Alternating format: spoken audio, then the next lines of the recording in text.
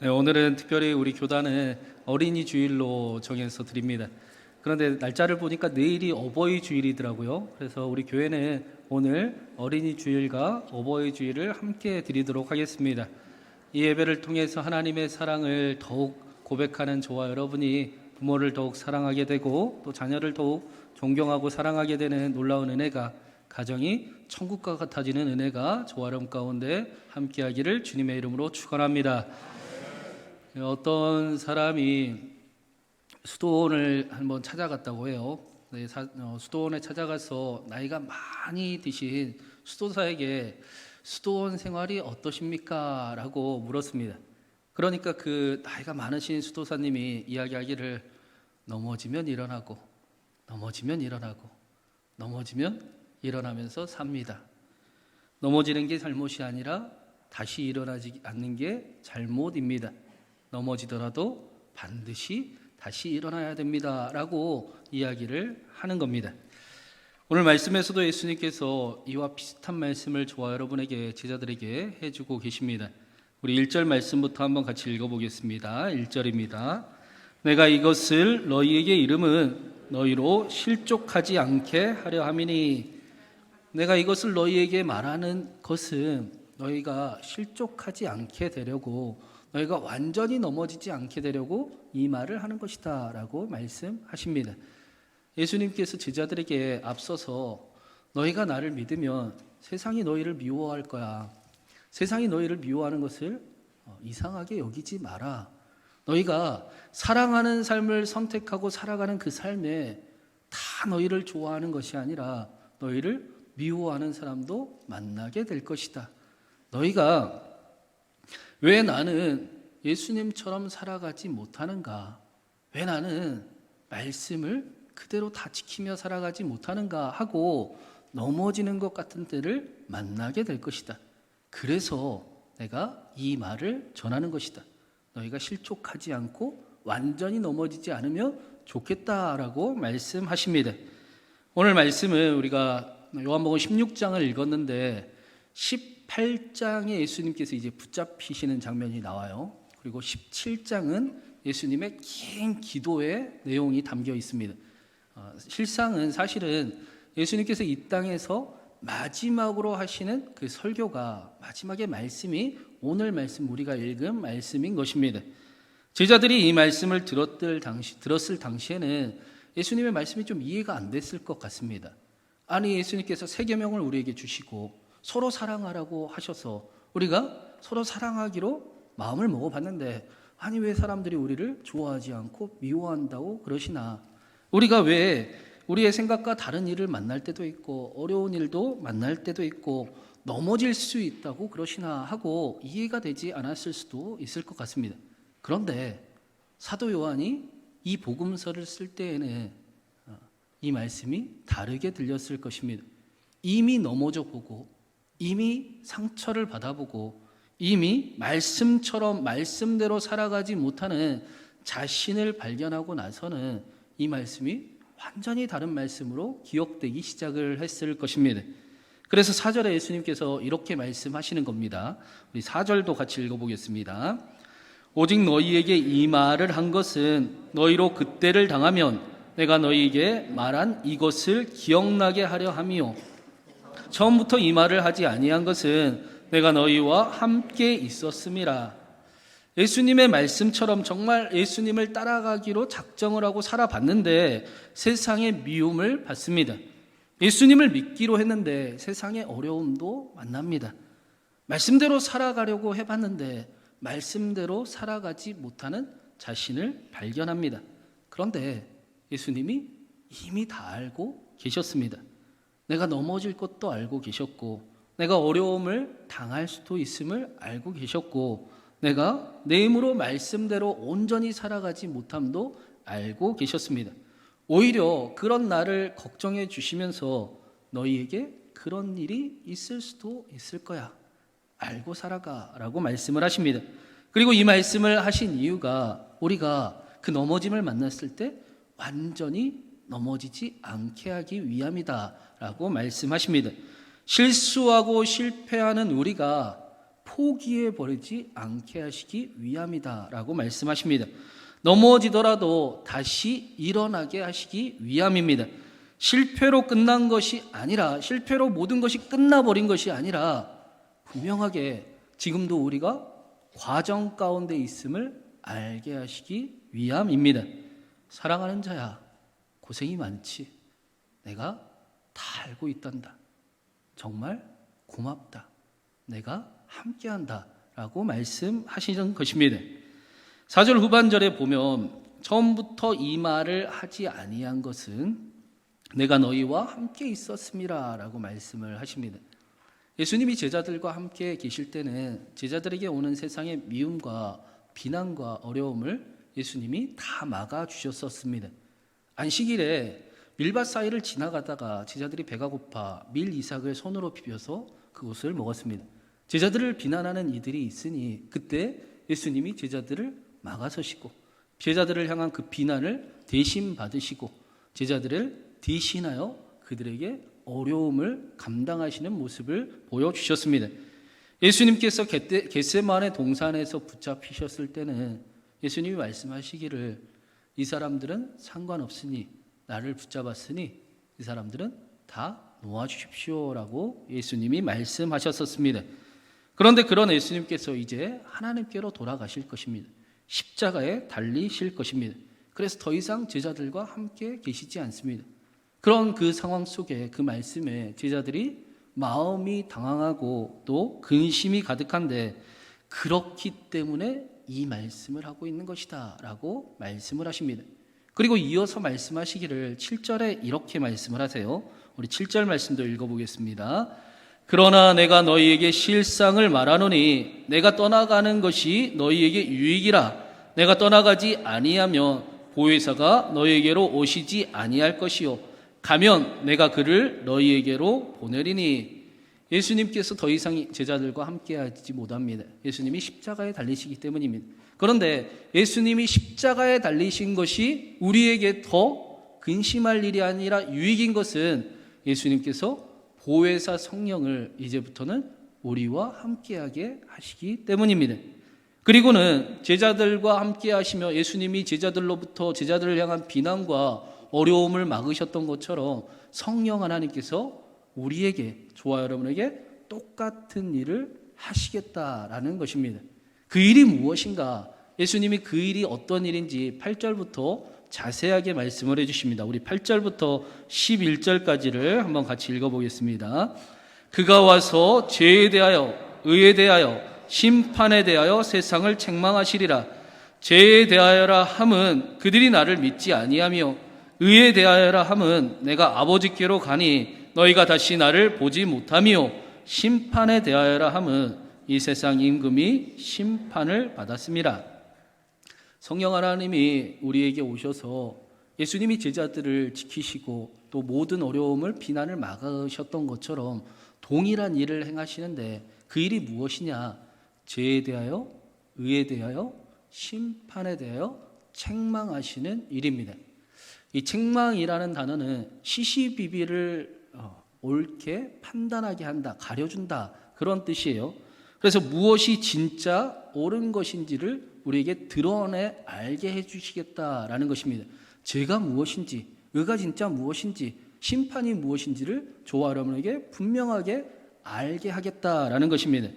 이 책망이라는 단어가 뉘앙스가 항상 부정적이어서 우리가 듣기가 그런데 성령님의 책망에는 그저 단순히 꾸지람만 있는 것이 아니라 항상 격려와 위로와 응원이 함께하고 있었습니다. 단순히 그것을 알려주시며 넌 안 돼라고 말씀하시는 것이 아니라 그것이 올바른 것이 무엇인지를 알게 하시며 내가 너와 함께할 것이니 다시 일어나 그 일을 한번 이루어가 보자라고 말씀하시는 격려와 위로가, 그래서 보혜사 성령님이 함께하심을, 격려자임을 우리에게 보여주십니다. 그렇다면 우리에게 무엇을 바로 알게 하시는가? 먼저는 죄에 대하여 알게 하신다라고 말씀하십니다. 죄에 대한 생각을 바꾸시겠다라는 겁니다. 우리가 생각하는 죄는 대부분 도덕적인 모습이고 윤리적인 모습이 대부분일 것입니다. 그런데 성경이 말씀하는 죄는 하마르티아라는 이 단어는 관역을 놓치다, 목표에서 빗나가다라는 뜻이에요.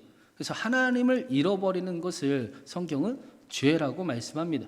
하나님을 잃어버리고 이제는 더 이상 하나님을 두려워하지 아니하고 절제가 없는 삶 속에 우리 안에 있는 그 선한 욕구가 욕망과 탐욕이 되어 우리를 더럽히는 그 삶을 보고 성경은 죄의 모습이 나타나는 것이다 라고 가르쳐 줍니다.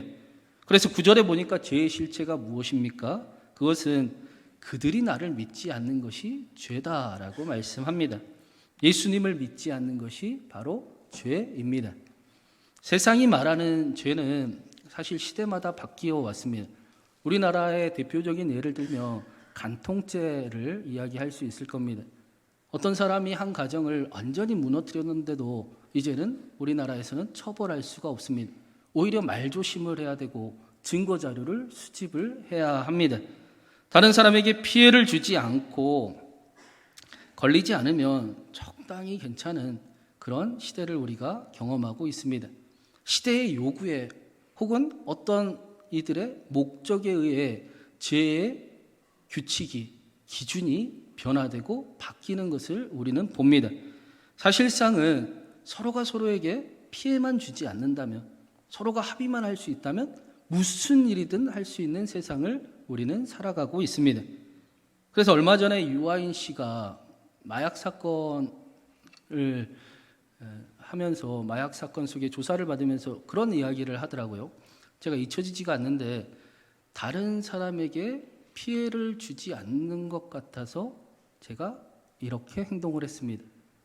자신이 마약을 하는 일이 다른 사람에게는 피해를 주지는 않으니까 나도 모르게 점점 깊어져 갔습니다. 중독에 빠졌습니다. 라고 이야기를 하는 것을 들었습니다. 이 시대에 죄에 대한 생각을 정확하게 반영하는 것이 아닌가라는 생각을 해보게 됩니다. 다른 사람에게 피해를 주지 않는다면, 들키지 않는다면, 감출 수 있다면 죄를 지어도 죄도 괜찮다라고 여기는 사회를 우리는 만들어가고 있습니다. 죄에 대한 감각이 사라져 버리고 있는 것입니다. 그래서 사람들의 정신은 파괴되어 버리고 겉으로는 괜찮은 척하고 잘 포장하며 살아가지만 그 속은 정말로 지옥과 같은 하루하루를 견디며 살아가는 사람들이 많은 세상입니다. 그러나 예수님께서는 죄란 무엇입니까? 죄란 예수님을 믿지 않는 것입니다. 죄를 절대로 가볍게 여기지 아니하시고 십자가에 달리셔서 죄의 삭을 지불하신 예수님을 믿지 않는 것이 죄입니다. 죽음과 사망과 죄의 권세를 이기시고 부활하신 예수님을 믿지 않는 것을 죄다라고 말씀하십니다. 안 걸리면 괜찮고 실수와 실패 속에 넘어졌어도 어쩔 수 없다고 포기해버리고 있는 그 상태를 죄라고 말씀합니다. 성령 하나님이 이 사실을 우리에게 책망하시고 깨닫게 하시겠다라는 것입니다. 사도 바울이 오호라 나는 공고한 자로다. 이 사망의 몸에서 누가 나를 건져내랴 라는 고백에서 멈추지 않고 우리 주 예수 그리스도로 말미암아 하나님께 감사하리로다 라고 고백을 했던 것처럼 저와 여러분에게도 절대로 죄를 가볍게 여기지 않고 죄를 내버려 두지 아니하고 안 걸리면 다행이라고 여기지 아니하고 죄에 넘어져서 어쩔 수 없이 포기해버리지 아니하고 죄와 사망을 이기신 예수님께로 나아가게 하시는 일을 성령 하나님이 하시겠다라는 것입니다. 그래서 예수님 믿는 사람들이 되어서 넘어져도 다시 일어나고 죄와 싸우는 삶을 살아가고 죄를 이기는 삶을 살아내게 하시겠다라고 성령 하나님이 저와 여러분을 책망하시는 것입니다.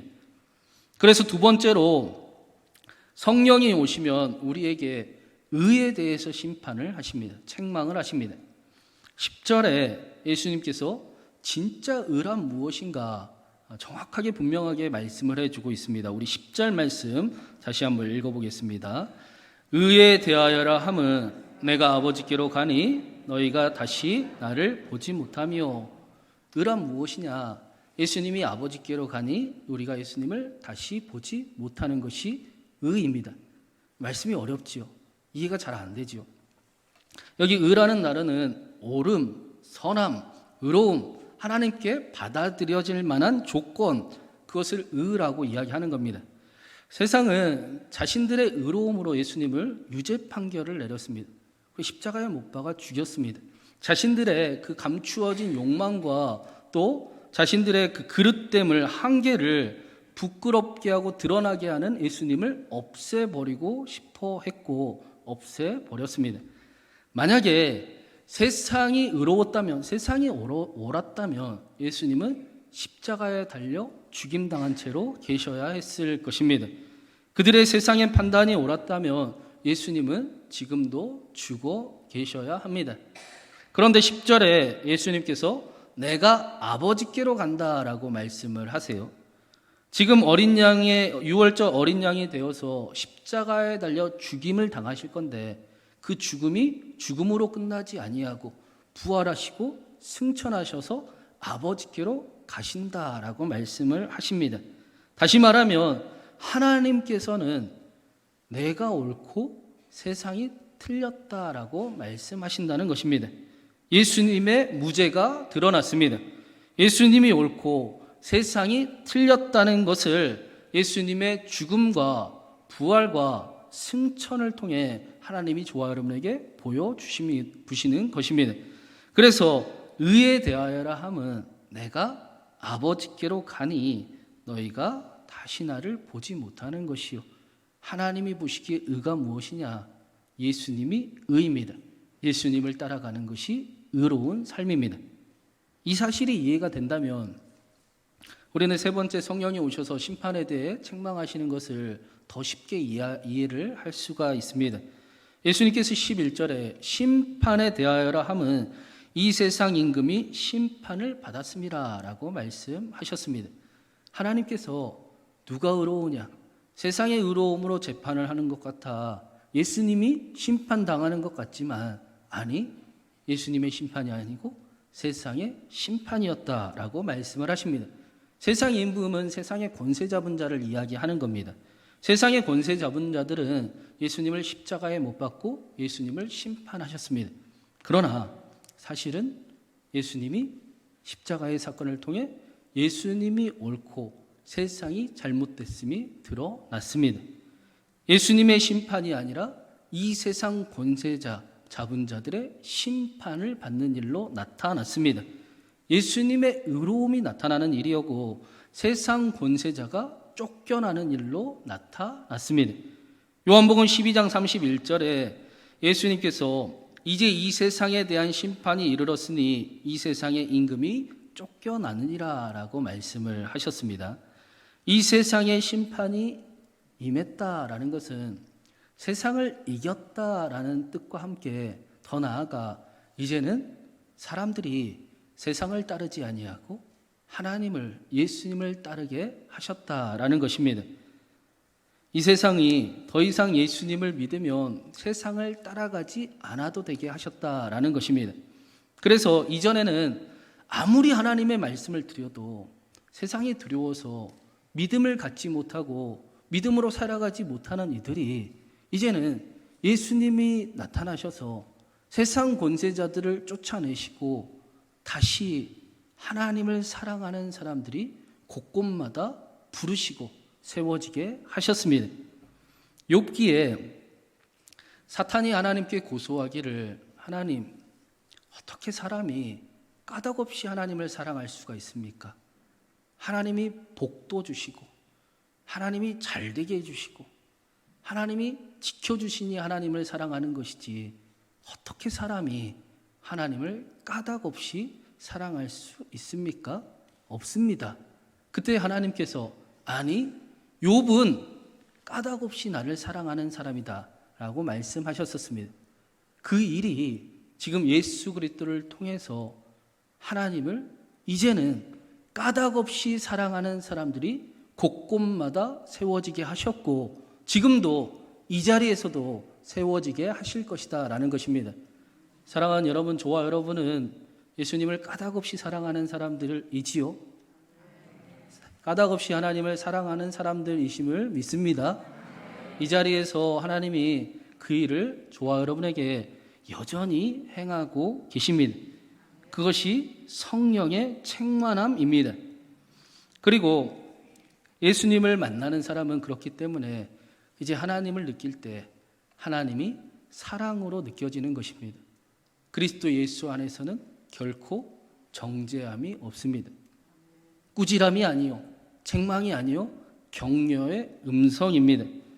자신을 무너뜨리는 문제를 해결할 수 있는 꿈을 꾸게 하는 삶을 살아가게 하는 일입니다.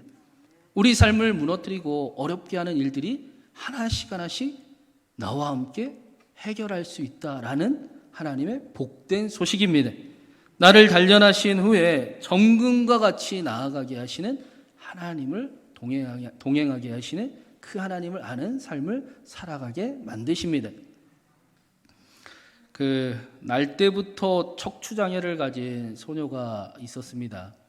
이 소녀가 날 때부터 척추장애가 옛날 말로는 곱추라고 이야기하지요. 척추장애를 낮게 부르는 그 표현이 곱추라는 표현입니다. 어릴 때부터 태어날 때부터 이렇게 태어났으니 자라면서 자신의 모습이 너무나 안타까웠고 사람들에게 얼굴을 보이기가 싫었습니다. 그렇게 하는 모습을 부모님도 당연히 그 심정을 이해하니까 어떻게 할 수가 없는 거예요. 그리고는 17살이 될 때까지 집 밖을 한 번도 나가지 않았습니다. 17년을 그 집이라는 공간에서 자신이 만든 그 어둠 속에 이 소녀는 갇혀 있었던 것입니다. 그러다가 하루는 주변의 억지스러운 권유로 거의 강제로 어떤 영성 프로그램에 참석을 하게 됩니다.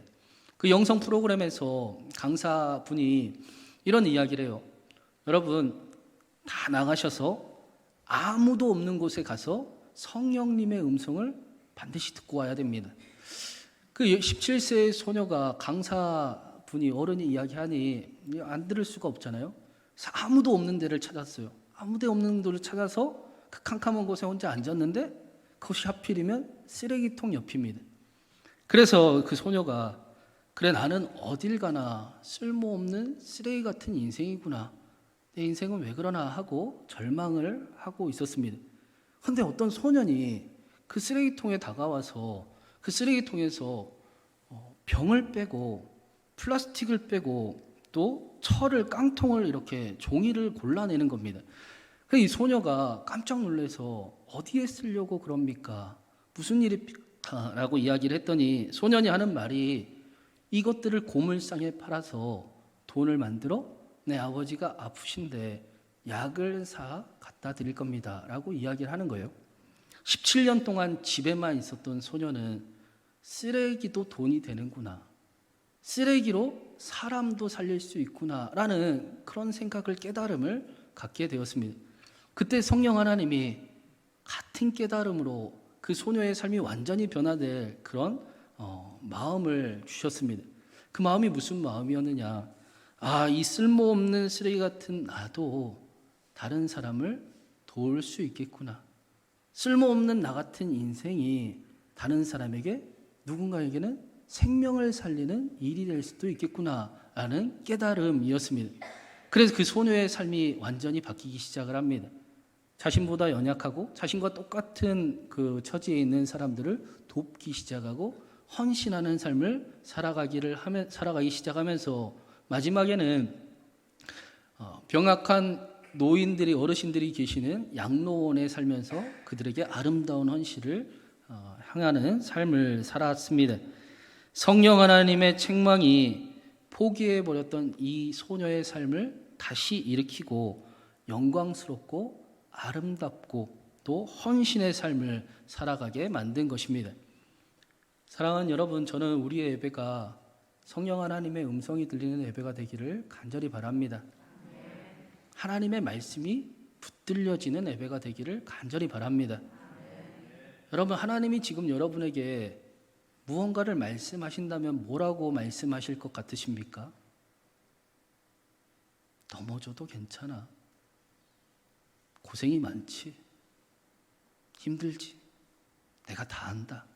그런데 내가 너와 함께 할 테니 우리 포기하지 말고 다시 한번 일어나 보자. 나하고 다시 삶을 이겨내 보자. 내가 너와 반드시 함께 할 것이다. 성령 하나님의 책망이 이 시간에 저와 여러분에게 함께 하기를 주님의 이름으로 축원합니다.